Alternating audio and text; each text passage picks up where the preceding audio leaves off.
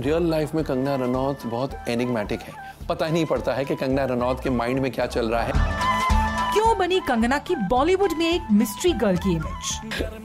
नहीं ऐसा नहीं है। एक्चुअली थोड़ा सा मैं दूर ही रहती हूँ लोगों से, क्योंकि क्यों? और प्यारे किस गए सारे दर्द भरे नगमे, अब रैप वैप सा रॉक वॉक सा। क्या क्या सपने देखती है एक लड़की जब लव मैरिज करती है? क्यों रहती है कंगना हर वक्त खोई खोई सी? allow myself to float with whichever thought is taking me wherever, or when I don't work then I don't work at all. तो बचपन से ही ऐसा है। जो मिला नहीं कोई उसका जो मिला नहीं कोई उसका हम खुद ही खुदा फिर बन जाएंगे। क्यों फिल्म के सेट्स पर भी कंगना रहती थी सबसे दूर और सबसे अलग? मुझे तो समझ ही नहीं आता कि मैं क्या बात करूं अपनी उम्र के बच्चों से, जो भी मेरी उम्र के हैं। तो मेरा तो अलग ही ट्रैक चलता है। तो इन लोगों को तो मैं लगती हूँ बहुत boring. They can't even talk to me for 1 minute. Maddy खुद मेरे से पक जाता है। तो हालत देखिए अपनी, अदरक हो गया है ये आदमी, कहीं से भी बढ़ रहा है। हाँ तो शादी से पहले मैं ऋतिक रोशन था क्या? Well, कंगना रनौत को हमने थोड़ा और करीब से जाना जब वो आई थी जिंग और ZETC के स्टूडियोज में तनु वेड्स मनु रिटर्न्स को एक्सक्लूसिवली प्रमोट करने के लिए। तो चलिए कंगना से ही जानते हैं उनकी इस इमेज और एटीट्यूड के बारे में। एनिग्मेटिक पर्सनालिटी जो आपने बनाई है, it's a shield against the world to protect you, कि मेरे बहुत पास कोई न आ जाए, मेरे पर्सोना में एक ऐसी मिस्ट्री रहे कि सब ढूंढते रह जाए। क्या है? कुछ तो है। नहीं ऐसा नहीं है। एक्चुअली थोड़ा सा मैं दूर ही रहती हूँ लोगों से, क्योंकि क्यों? लोगों ने आपको बनाया है?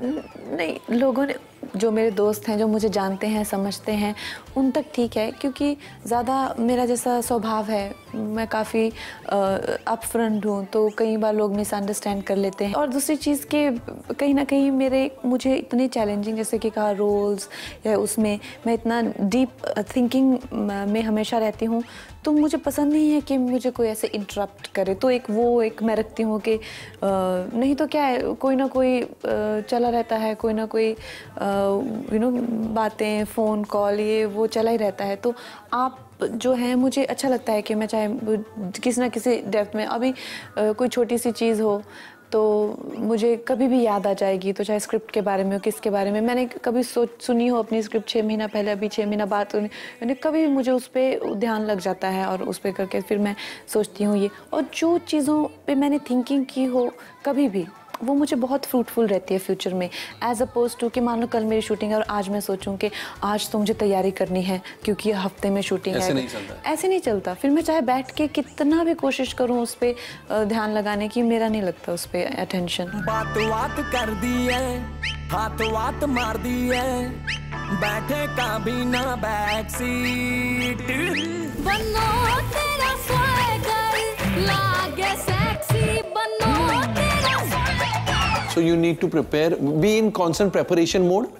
हाँ, थोड़ा सा constant preparation and allow myself to float with whichever thought is taking me wherever, or when I don't work then I don't work at all. तो फिर मैं then I travel and do all of that. लेकिन मुझे अपना space उसी के लिए अच्छा लगता है।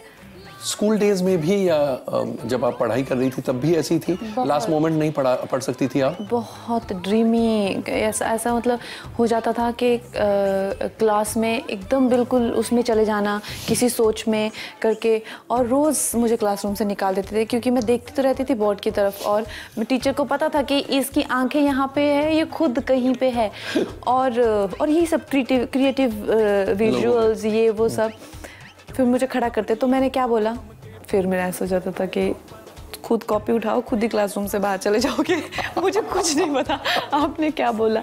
तो बचपन से ही ऐसा है। बट बचपन में आप बातूनी थी, फ्रेंड सर्कल बहुत बड़ा था? बिल्कुल नहीं, बिल्कुल You have been नहीं। subdued kind of a person all your life? जब मैं बिल्कुल छोटी थी तो आई यूज्ड टू सक माई थंब, और जो बच्चे जैसे खेलते थे तो वहीं पे ऐसे सो जाती थी मैं।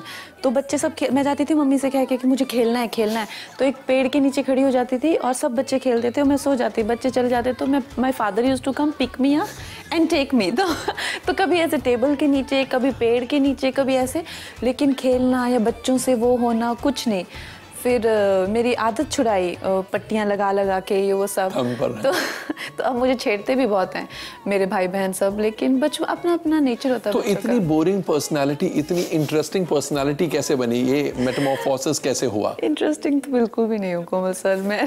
आप इंटरेस्टिंग नहीं है। कईयों को लग सकती हूँ, खासकर जो लोग थोड़ा सा मेरी तरह थिंकर्स हों, बट मेरी उम्र के अभी मैं सोचती हूँ जैसे अर्जुन इज 28, ये सब मुझे कहते हैं कंगना जी। मैंने कहा तुम कंगना जी क्यों बोलते हो? I am also. कहते वरुण के साथ मैं बात करूँ, he is also my age. तो हम लोग रास्कल की शूटिंग कर रहे थे, तो ही डिडंट बिलीव के I am that time I think we were 25 और 26। तो कहता तुम तो नहीं, तुम झूठ बोल रही हो। तो we were travelling from Bangkok, तो he took my passport to check कि यू आर माई एज। तो मैंने कहा हाँ, तो अच्छा ठीक है। अब इनको वो गेम खेलनी होती है, ये वो यहाँ वहाँ की बात है। मैं तो 5 मिनट में, मुझे तो समझ ही नहीं आता कि मैं क्या बात करूँ अपनी उम्र के बच्चों से जो भी मेरी उम्र के हैं। तो मेरा तो अलग ही ट्रैक चलता है। तो इन लोगों को तो मैं लगती हूँ बहुत boring, they can't even talk to me for 1 minute. मगर बाकी जो थिंकर कम्युनिटी है, जावेद साहब से कितनी बातें करा लो मुझसे, अपने आमिर सर से कितनी बातें करा लो, या जो भी थोड़ा सा। आमिर खान से कितनी बार मिली हैं आप?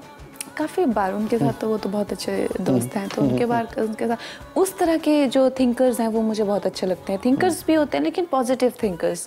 जैसे कभी उनसे मिलते हैं तो उनका भी किसी चीज़ पे ध्यान, हर बार एक अलग ही कोई, जैसे इतना रिसर्च करते हैं वो अपने सत्यमेव पे, इतना उनके साथ पास मटेरियल डेटा रहता है, कौन से गांव में कौन सी कहानी, एक बिल्कुल आपको एकदम हैरानी वाली कोई ऐसा किस्सा सुनाएंगे और उसको लेके इमोशनली बहुत स्टिमुलेट रहते हैं, बहुत ज़्यादा सोचेंगे, विचार करेंगे। तो उस तरह की सोच, या कभी कोई प्रसून जोशी जी हैं वो मिल जाते हैं तो वो कुछ कविताएँ, तो उस तरह से जो इमोशनली अराउजिंग या इमोशनली स्टिमुलेटिंग स्टफ जो है वो मुझे अच्छा लगता है, एज अपोज टू चलो अब हम लोग फुटबॉल खेलते हैं। क्यों खेलेंगे फुटबॉल धूप में?